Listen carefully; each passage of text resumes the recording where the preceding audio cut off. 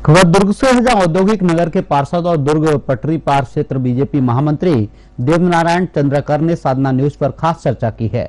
आपको बता दें, देवनारायण चंद्राकर ने प्रधानमंत्री आवास योजना मुद्दे पर छत्तीसगढ़ सरकार पर जमकर निशाना साधा है।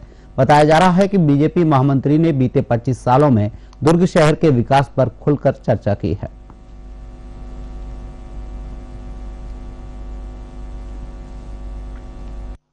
दुर्ग में सियासी पारा इन दिनों गर्माता जा रहा है। भारतीय जनता पार्टी जो है लगातार रैली निकाल रही है, चाहे वो चक्का जाम हो, चाहे विधायक अरुण वोरा के निवास का घेराव हो, चाहे जन आक्रोश रैली हो। हमारे साथ इस खास मुद्दे पर बात करने के लिए दुर्ग पटरी पार क्षेत्र के महामंत्री बीजेपी के देवनारायण चंद्राकर जी और औद्योगिक नगर क्षेत्र के पार्षद हैं। जी चंद्राकर जी, सबसे पहले ये जानना चाहेंगे, बीजेपी जो है हर जो रैली में, चाहे वो विधायक अरुण वोरा के निवास का घेराव हो, चाहे जन आक्रोश रैली हो, लगातार प्रधानमंत्री आवास मुद्दे को ही टारगेट कर रही है।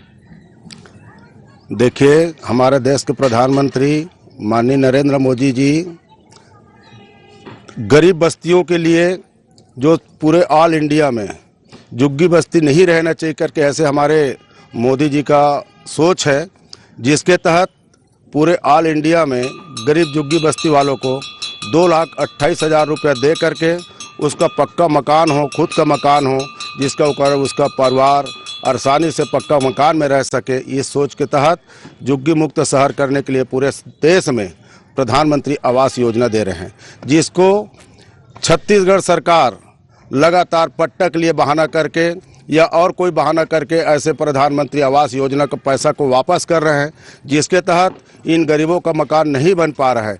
उस प्रधानमंत्री ने स्वयं के सरकारी जगह में मकान बनाया है, जिस मकान को शहर के किराए में रहने वाले व्यक्ति को देना था, उसमें सिर्फ 90,000 रुपये में अलॉटमेंट करना था उस गरीब परिवार को, जिसको इसने अपने कैबिनेट में पास करके 3.5 लाख रुपया कर दिया है। छत्तीसगढ़ सरकार के पास पैसा नहीं है, इस गरीब जनता से पैसा से इसने सरकार चलाना चाहता है।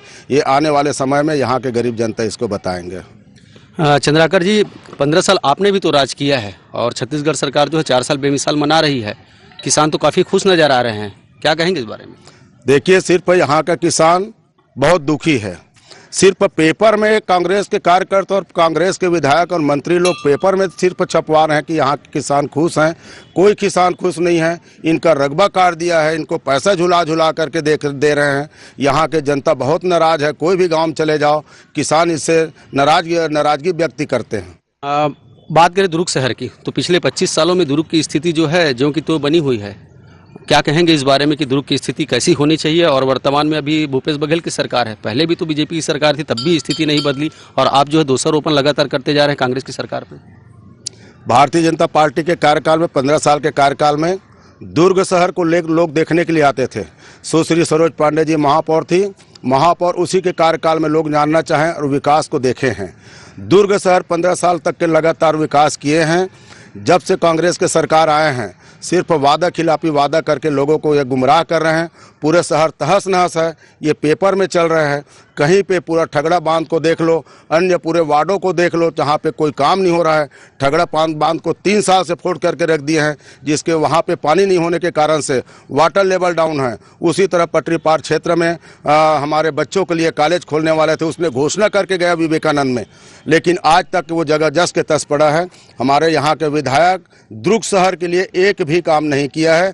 जितना काम भारतीय जनता पार्टी के कार्यकाल में हुआ था, वही काम आज भी है। भारतीय जनता पार्टी के कार्यकाल में 101 करोड़ रुपया अमृत मिशन के तहत पैसा हमने छोड़ करके गया था। 22 करोड़ रुपया अधोसंरचना मद से छोड़ करके गया था। इसने 3 साल के कार्यकाल में हमारे बीजेपी कार्यकाल के छोड़े हुए पैसा से काम करवाए हैं। ये अपने कार्यकाल में अधोसंरचना मद से सिर्फ नगर निगम में आज तक 20 करोड़ रुपया ला पाया है। उसको भी हर वार्ड में जा करके 5 लाख 7 लाख का काम हुआ है 3 साल में।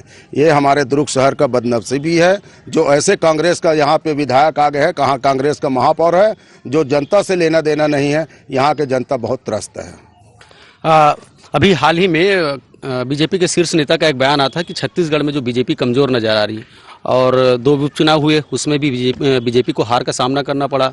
जामुल में भी 2 विधायक 2 पार्षद जो हैं बागी हो गए हैं। तो क्या लगता है कि बीजेपी जो है कमज़ोर है वाकई में यार? देखिए, छत्तीसगढ़ में आज के डेट में बीजेपी कहीं कमज़ोर नहीं है। जहां भी सर्वे करवा लिया जाए, एक तरफा बीजेपी आ रहा है। ये तो कांग्रेस दो विधानसभा में हमारा कांग्रेस बीजेपी हारने का कारण ये है, धन बल का उपयोग किया है भूपेश सरकार ने। पूरे अपने कर्मचारी को खरीद लिया था। खैरागढ़ चुनाव में मैं स्वयं था, उसका पैसा से लेकर पूरा कपड़ा पकड़ाया था। यहाँ से पकड़ करके थाना में ले जाता था, उसके ऊपर कोई कार्रवाई नहीं होती थी। ये डर के मारे छत्तीसगढ़ में जहाँ जहाँ चुनाव होता है वहाँ वहाँ जिला घोषित कर देता है। आज भी जहाँ जहाँ जिला घोषित किया है वहाँ कर्मचारी नहीं है, भवन नहीं है, सिर्फ घोषणा ऊपर घोषणा करते हैं। इसीलिए लोगों को लुभावनी वादा करते हैं। दूसरी बात, जिसका सरकार रहता है उसका दादागिरी चलता है, वो दादागिरी से चुनाव जीते हैं। हम तो विपक्ष में थे, हम अपना काम किए हैं, जनता हमें आज भी आशीर्वाद दिया है। 2023 विधानसभा चुनाव में क्या बीजेपी जो है फ्रेश कैंडिडेट उतारेंगे मैदान पे?